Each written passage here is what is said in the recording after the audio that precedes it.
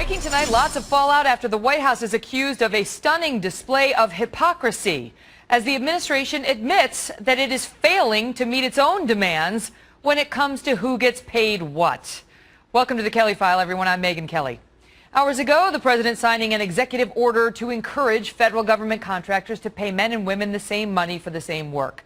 But over the last 48 hours, the administration has had its hands full explaining the pay gap right inside of 1600 Pennsylvania Avenue. Why is it that the median salary of women in the White House is 88% of men?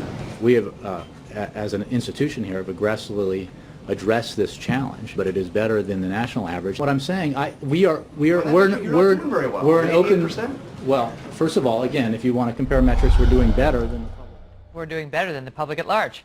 Brit Hume is our Fox News senior political analyst. So, you know, we're not as bad as everybody else. We're bad. We're bad. It's not going to stop us from throwing throwing rocks inside of glass houses. But wow, Jay Carney was on the ropes today. Well, he was, and Megyn, the best part of it was that when he endeavored to explain the reason why, you know, many women in the White House make less money than many of the men, he actually did a pretty good job of explaining why this whole idea that women make 77 cents on the dollar compared to men is mostly snake oil, because women make different choices about what kinds of jobs they seek. They make different choices in reaction to marriage and childbirth. They are oftentimes compared with men who are in very different jobs and the rest of it. So when those factors are taken into consideration, studies have indicated that the pay gap all but evaporates. It's about 5 or 6 cents a pay gap, which can be addressed through existing law. I mean, we already have an Equal Pay Act on the books. We already have anti-discrimination laws on the books. And women have been taking advantage of those for years to try to rectify those wrongs. But here's where what the viewers need to know. This is being put out there right now, despite the fact that there are laws in the books, because they're trying to create a political wedge issue, are they not? I think so, Megyn. I think it's not clear to me that this is going to work as a political wedge issue. I think it is an issue that is likely to be a reminder to women who voted for President Obama that he and his party are on their side, and they need to come out this fall and vote Democratic. I think it'll do a much better job of rallying the base, if it does anything at all, than it will of convincing women who are either Republicans or independents to vote for a Democrat this fall.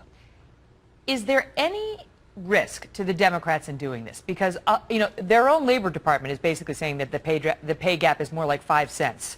And, right. and so it coming out and purporting over and over again to say that it's 23 cents, which it's not. And the White House is even admitting, you know, that it's not. Its numbers are wrong.